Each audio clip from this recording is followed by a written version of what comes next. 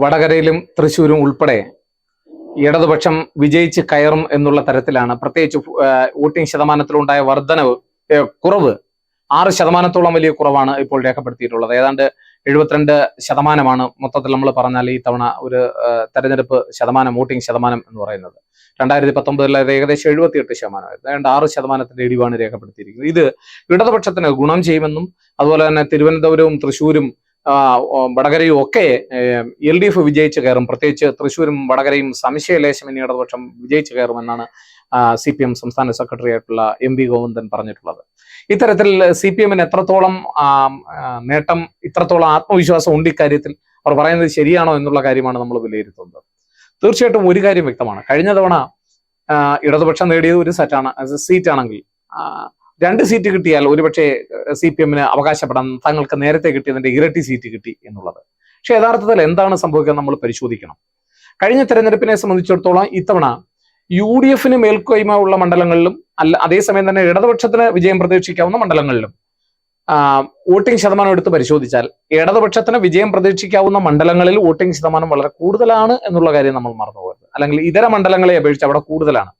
അതേസമയം തന്നെ കോൺഗ്രസിന് അല്ലെങ്കിൽ UDF-ന് വിജയിക്കാൻ സാധ്യതയുള്ള മണ്ഡലങ്ങളിൽ അവിടെ വോട്ടിംഗ് ശതമാനം സ്വതവേ കഴിഞ്ഞ തെരഞ്ഞെടുപ്പിനേക്കാൾ അല്ലെങ്കിൽ കമ്പാരിറ്റീവ്ലി ഈ തെരഞ്ഞെടുപ്പിൽ നോക്കിയാലും മറ്റു മണ്ഡലങ്ങളെ അപേക്ഷിച്ച് കുറവാണ് എന്നുള്ളത് നമുക്ക് ഒരു ചിത്രത്തിൽ വ്യക്തമാണ്.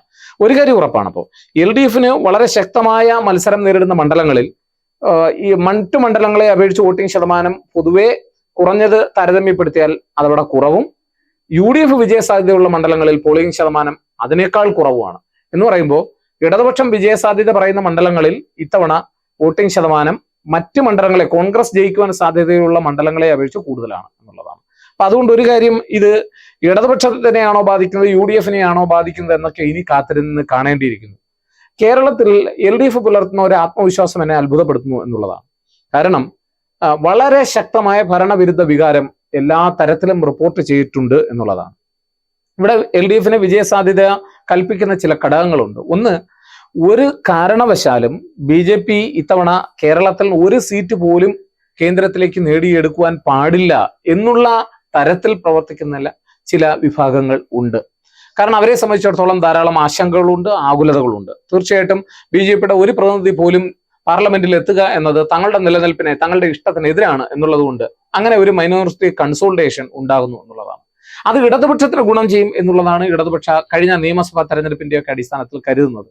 എന്നാൽ കാര്യങ്ങൾ അങ്ങനെയല്ല എന്നാണ് എനിക്ക് തോന്നുന്നത്. കാരണം മൈനോറിറ്റിയെ സംബന്ധിച്ചിടത്തോളം അവർ ഇത്തവണ BJP-ക്കെതിരെ എത്രത്തോളം ശക്തി പകരാവോ അത്രത്തോളം ശക്തി പകരാനാണ് ശ്രമിക്കുന്നത്.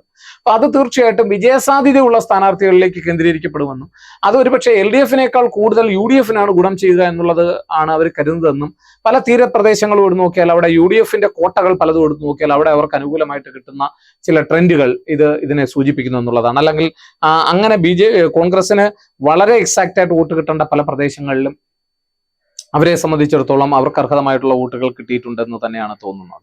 അതൊരു ശ്രദ്ധിക്കേണ്ടുന്ന ഒരു ഘടകം തന്നെയാണ്. അതുകൊണ്ട് തന്നെ ഇടതുപക്ഷത്തെ സംബന്ധിച്ചിടത്തോളം ആത്മവിശ്വാസം, അപ്പൊ അവർ പറയുന്നത് പൊതുവെ പോളിംഗ് കുറഞ്ഞാൽ അത് ഇടതുപക്ഷത്തിന് ഗുണം ചെയ്യും, അത് ഇടതുപക്ഷത്തിനുണ്ട് ഒരു കേഡർ പ്രസ്ഥാനം എന്ന നിലയിൽ തങ്ങളുടെ അണികളൊക്കെ വോട്ട് ചെയ്യും, അതുകൊണ്ട് ഇത് തങ്ങൾക്കാണ് ഏറ്റവും കൂടുതൽ ഗുണം ചെയ്യുക എന്നാണ് ഇടതുപക്ഷത്തിലെ ആളുകൾ കരുതുന്നത്. എന്നാൽ ആ പ്രതിഭാസമൊക്കെ മാറിയെന്നും ഇവിടെ ഒരു ട്രയാങ്കിൾ മത്സരം പല മണ്ഡലങ്ങളിലും ത്രികോണ മത്സരങ്ങളാണ് നടക്കുന്നതെന്നും വോട്ട് വിഭജിച്ചു പോകുന്നു എന്നുള്ള കാര്യങ്ങളും ഒക്കെ ഇപ്പൊ കഴിഞ്ഞ വർഷത്തേക്കാൾ 5 ലക്ഷത്തോളം വോട്ടർമാർ ഇത്തവണ കൂടുതലാണ് എന്നുള്ള കാര്യം നമ്മൾ മറന്നുപോകരുത്.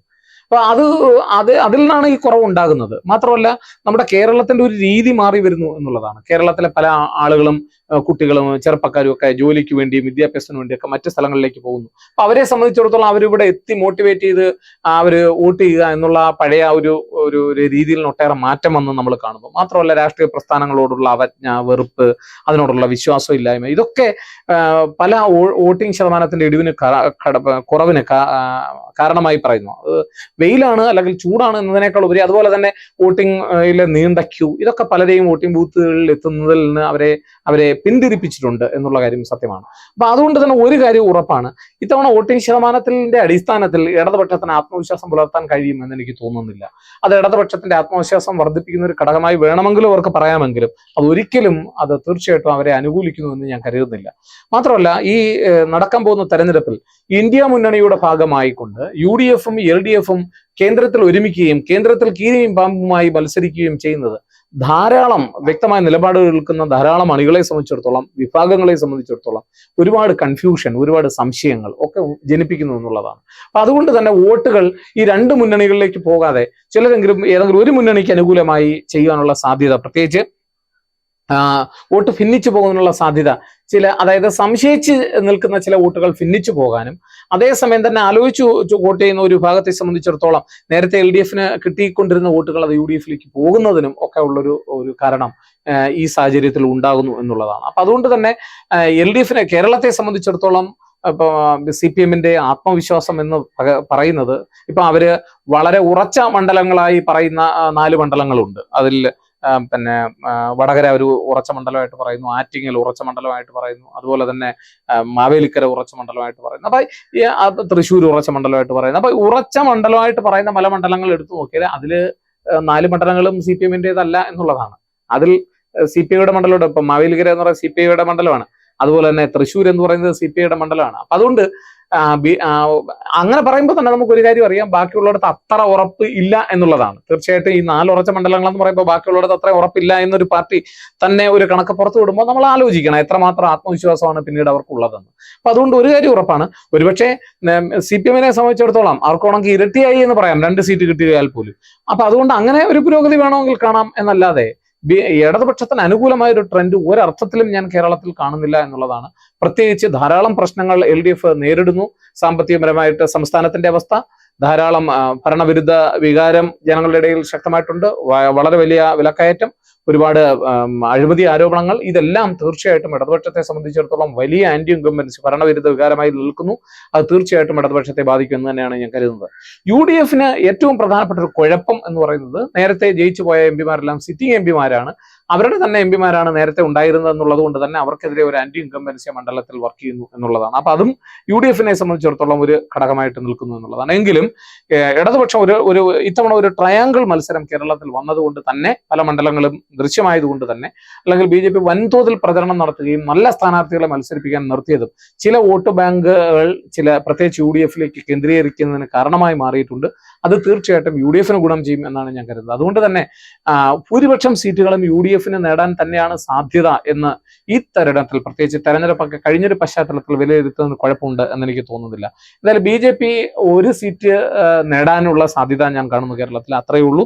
മാക്സിമം നേടിയാൽ 1, ഇല്ലെങ്കിൽ ചിലപ്പോൾ ഒന്നും നേടിയില്ല എന്ന് വരാം. കാരണം അവസാന നിമിഷമുണ്ടായ അടിയൊഴുക്കുകൾ നമുക്ക് പറയാൻ കഴിയില്ല. കാരണം ഇപ്പോൾ വലിയ ആക്ഷേപങ്ങളാണ് മുരളീധരൻ തന്നെ വടകര മണ്ഡലത്തിൽ ഉന്നയിച്ചിട്ടുള്ളത്. നമുക്കറിയാം, വടകരയല്ല, തൃശ്ശൂർ ഉന്നയിച്ചിട്ടുള്ളത്. കാരണം തൃശ്ശൂരിൽ ഇപ്പം ഗുരുവായൂർ മണ്ഡലവും അതിനോട് ചേർന്ന് നിൽക്കുന്ന 1-2 മണ്ഡലങ്ങൾ മുരളീധരൻ തന്നെ പറഞ്ഞു കഴിഞ്ഞു, അവിടെ CPM വോട്ട് മറിച്ചിരിക്കുന്നു എന്നുള്ള തരത്തിലുള്ള ആരോപണങ്ങൾ ഉയർന്നു കഴിഞ്ഞു. അപ്പൊ അതുകൊണ്ട് തന്നെ എത്രത്തോളം ഇതൊക്കെ തെരഞ്ഞെടുപ്പിൽ വന്നിട്ടുണ്ട് എന്നിനി വോട്ട് പെട്ടി പൊട്ടിച്ചാൽ മാത്രമേ നമുക്ക് പറയാൻ കഴിയൂ. പെട്ടി എന്ന് ഞാൻ പറയുന്നത് വോട്ടിങ്ങിന്റെ കൗണ്ടിങ്ങിന്റെ ദിവസം മാത്രമേ നമുക്ക് പറയാൻ കഴിയൂ എന്നുള്ളതാണ്. എന്തായാലും ഒരു കാര്യം ഉറപ്പാണ്, CPM-നേക്കാൾ UDF-ന് തന്നെയാണ് ആശ്വാസം പകരുന്ന സാഹചര്യമാണ് കേരളത്തിൽ നിലവിലുള്ളത് എന്നുള്ളതാണ് എനിക്ക് തോന്നുന്നത്.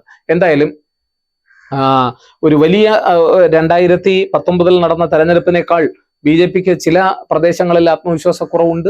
അത് BJP-യെ സംബന്ധിച്ചിടത്തോളം ഒരു കൺസേൺ ആയതുകൊണ്ടാണ് അവർ ഇതര മണ്ഡലങ്ങളിൽ പ്രചരണം വളരെയധികം കേന്ദ്രീകരിക്കുന്നത്.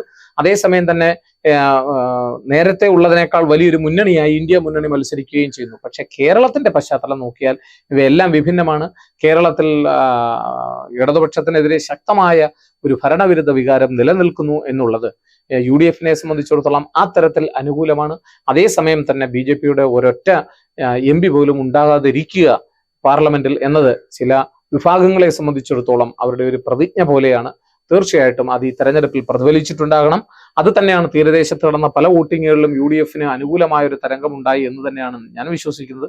അതുകൊണ്ട് UDF-ന്റെ കഴിഞ്ഞ തവണ കിട്ടിയതുപോലെ 19 സീറ്റ് കിട്ടും എന്നൊന്നും ഞാൻ പറയുന്നില്ല എങ്കിലും ഭൂരിഭാഗം സീറ്റുകളും UDF-നോടൊപ്പം തന്നെയായിരിക്കും. ഒരുപക്ഷെ ശക്തമായ ഒരു ഭരണവിരുദ്ധ വികാരം ഉണ്ടാവുകയും അത് UDF-ന് പൂർണ്ണമായി അനുകൂലമായി മാറുകയും ചെയ്യുന്നുണ്ടെങ്കിൽ ഒരുപക്ഷെ നമ്മൾ കരുതുന്നതിനേക്കാളും ഒക്കെ വളരെ വലിയ സ്വീപ്പ് വിക്ടറി ഒരുപക്ഷെ UDF-ന് ഉണ്ടായെന്നും വരാം. എന്തായാലും നമുക്ക് ജൂൺ 4 വരെ കാത്തിരിക്കാം.